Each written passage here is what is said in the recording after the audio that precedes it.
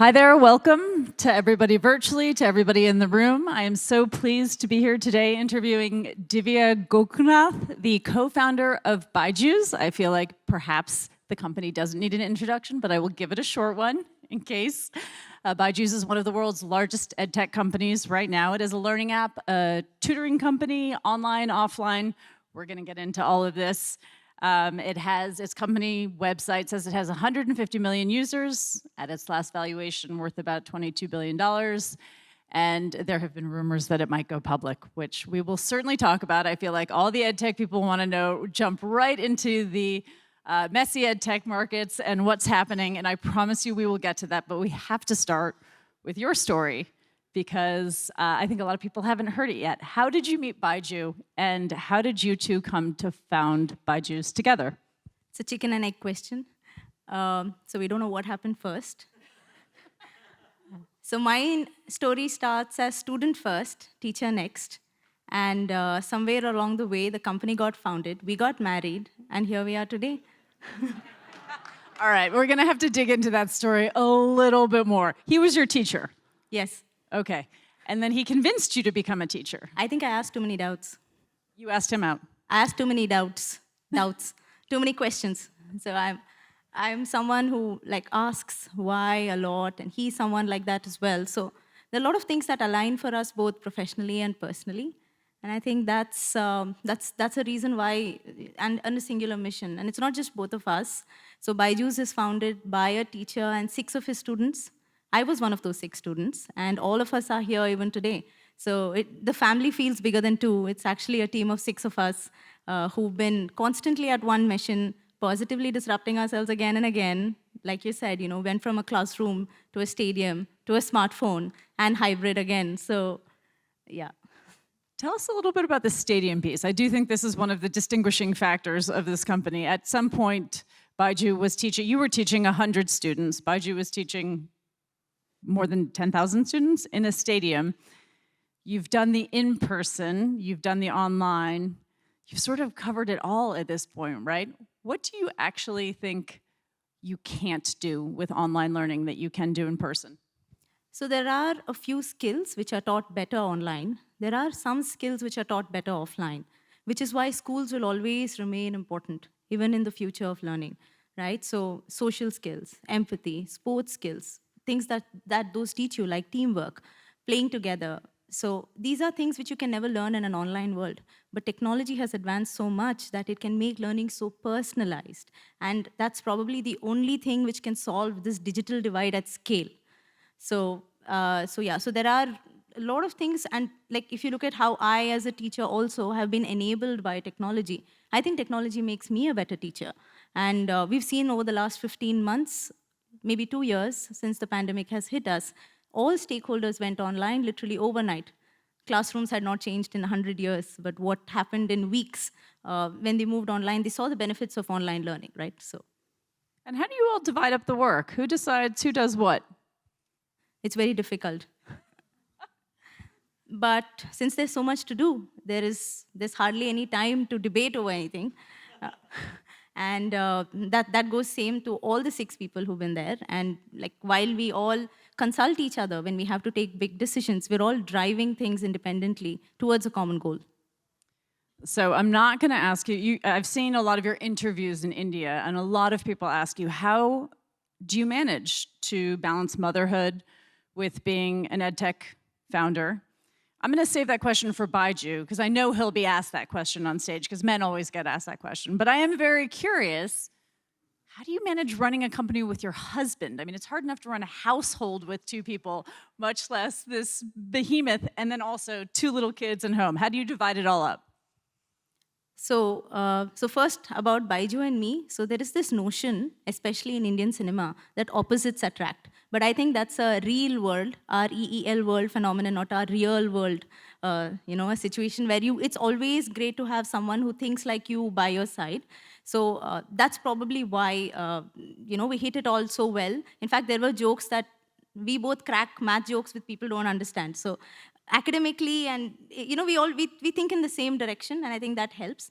The second question you asked me is about how do we manage all of this. I'm not going to say it's easy. It's wrong to say that it's easy. There are times when it's challenging, but that's where I think it's also a benefit that there are two of us. We can actually divide and we can take up responsibility, so that if for example I have to prioritize family at some point of time over work, and every mother faces this guilt, right? The biggest guilt is, how do I do both, and am I always giving too little time or too much time to one or the other, where both are equally important? So I think it's a big advantage to have someone who can support, because in times when there is something which is so demanding, you can share the responsibility as well. So you can send him to do pickup, basically, from the schools. Let's talk a little bit about the company. So your last valuation was $22 billion. You just closed a pre-IPO round of $800 million, of which BYJU invested $400 million of his own money, which is quite unusual. There's been a lot of talk about your IPO. I think a lot of people here are curious. What's your latest thinking on it? When and where? We've kept all options open. So we're also looking to probably list abroad in the US, or we would maybe list in India. So we'll weigh the pros and cons of both. We're on track next 12 months approximately to go public, but it's too soon to go on the finer details right now. And why now? I mean, it's pretty choppy markets. Why not wait a bit? Why not wait and see? So there's no pressure to do this like right now or after 6 months. So we will anyway look at the right time and do it when we take a decision. Okay. You've just announced that you're sponsoring the World Cup. Fairly pricey investment, FIFA World Cup in 2022. You've already been the sponsor of the Indian cricket team, national cricket team. Why super expensive sports sponsorships? What's your thinking behind that? So I'll start with cricket. Now in India, to move from a very well-known brand to a very well-loved brand, cricket is something which resonates, and they say a billion budding dreams is what it inspires. So cricket is something that is close to a lot of Indians, and it's anyway a global sport as well. So that's why cricket. Now, we are seriously expanding, and we have offices in 21 countries. We have our products in 120 plus countries. So the FIFA sponsorship is to take our brand to the global level. It's also because we are champions of sport. Both BYJU and I are sports people. We believe that sports is an integral part of a child's growth, and it leads to an all-round development, which is very, very important. And the target audience for sports is more male. It skews male. Do you think about who you're targeting as your decision maker in terms of recognition for your product, or is it just that's the broad coverage? No, we didn't think of it that way. Sport is something that, well, I at least think that it appeals to everyone. It brings families together. In fact, in India, cricket is the only time where everybody sits together in front of the TV. And I mean, otherwise, every other show, it's divided. So the way the country comes together when their country is playing, it's definitely a family program. What are your favorite sports to watch with your family? Cricket. Layup. I thought you were going to follow up with that, but just and cricket. We watch the Olympics as well. So every time it happens. Just that too bad it happens very rarely. You've just made you've done a lot of acquisitions, but one of the more recent and larger ones is Akash, which is a physical bricks and mortar coaching company. I'd love for you to talk a little bit about hybrid. So is the future of growth for BYJU'S in physical? The future of learning, like where our future of growth is headed, is hybrid, where you have the best of online and offline learning. The idea of everything that we are launching, and the hybrid classroom is one of them, is to put the student in the driver's seat. Basically give them the choice, and that's how learning should be. So if they want to attend a few classes online, maybe physics, and they want to come to a center and solve their doubts, they should be able to do that. Because there are certain concepts that are taught better online, but there are places where you need a teacher next to you and to mentor you and to guide you. So with this, we also want to emphasize that the role of a teacher is more of a mentor, where the student starts learning at their style, their pace, their speed. With technology, it is personalized. So it's a combination of the personalized app and the physical learning center, which is what we want to give them. So with Akash, of course, we're able to do this at scale because they are the largest test prep player in the country. So take a 16-year-old, fast forward 5 years. I'm of moderate means. How do you envision me learning through the BYJU'S universe of products? They say the best way to predict the future is to create it. So so envisioning it should. So for us, it's always about going broader and going deeper both. So if you look at the acquisitions, and I won't call them acquisitions, they're partnerships. All the founders who are now part of our journey, it's the power of compounding founder mentality. We've all come together. We're growing stronger. We're growing faster. We're going better together. All this gives more options for the student. So 5 years from now, they would be able to learn from where they want.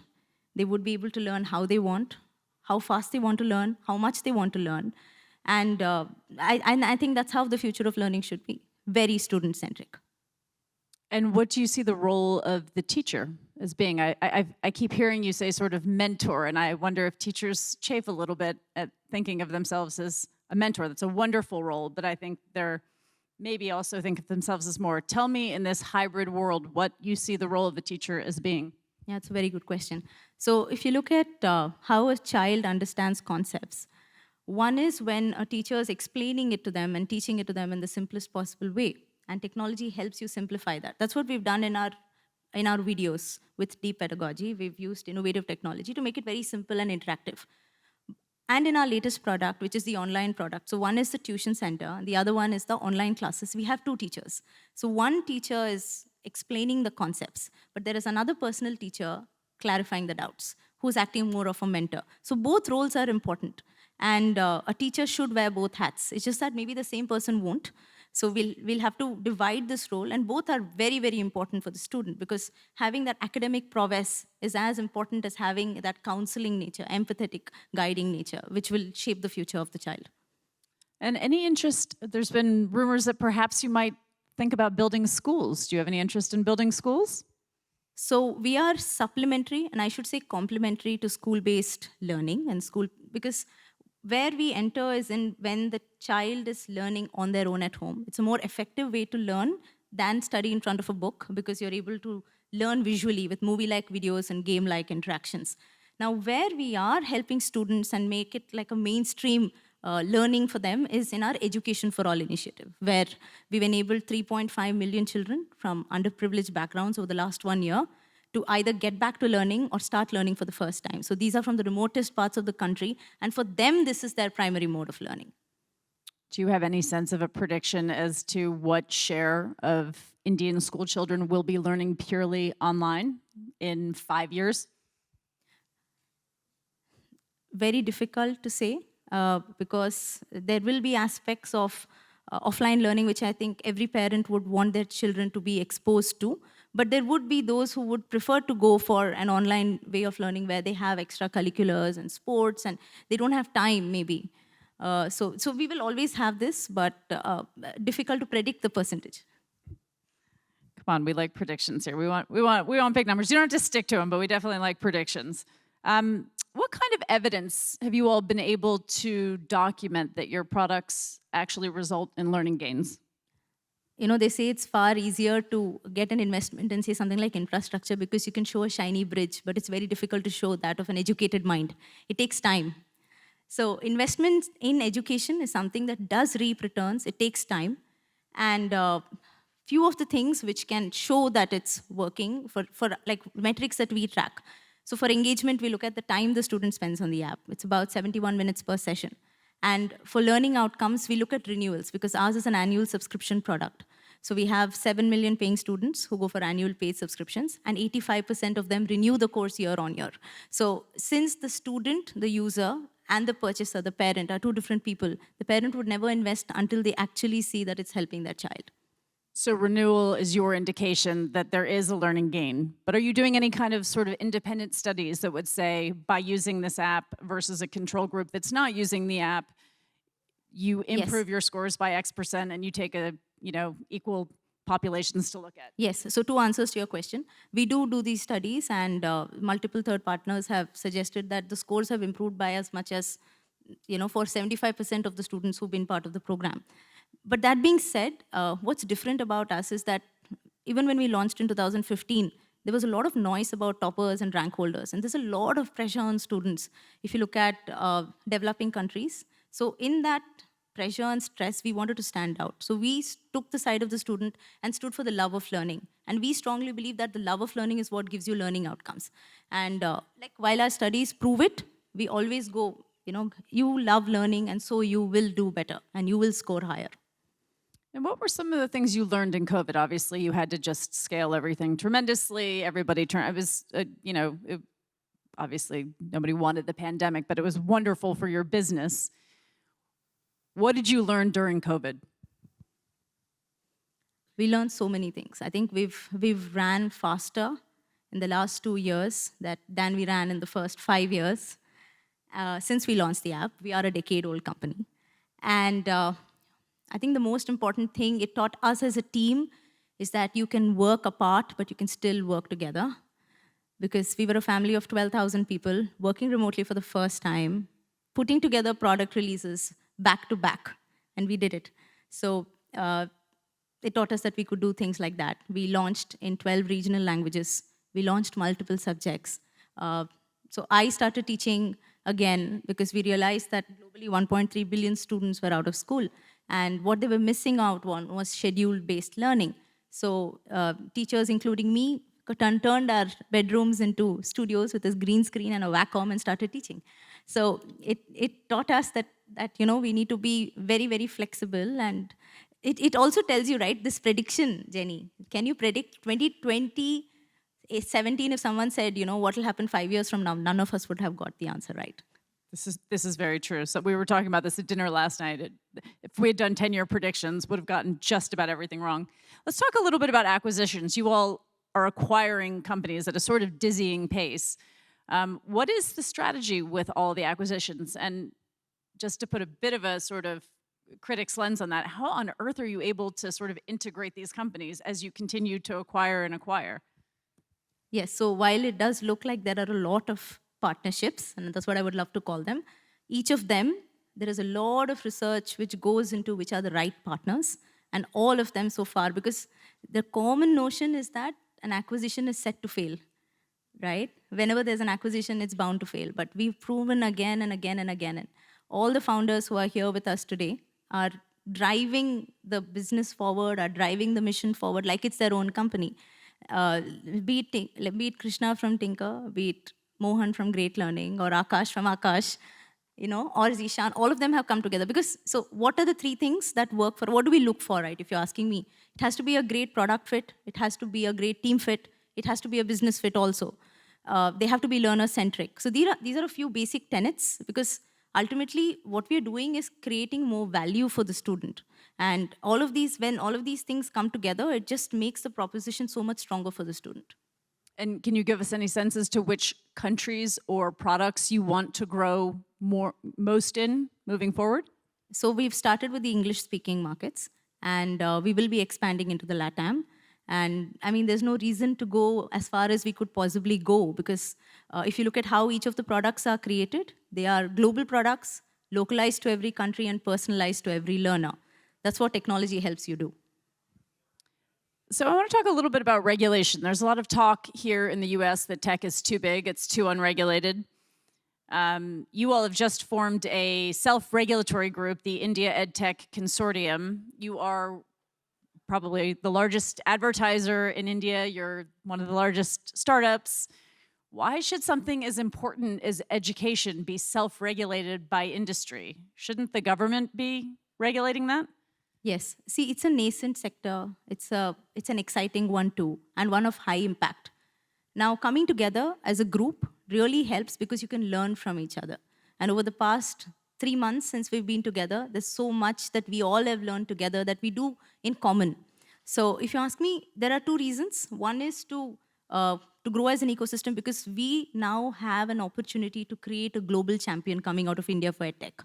So with these shared learnings, we can create a recipe which can create opportunities.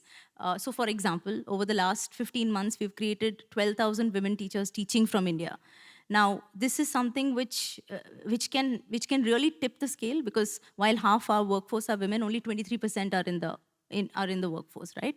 So this is something where we were able to reach out to underemployed, but highly qualified women. So I'm just giving you a few of the initiatives that we could possibly do.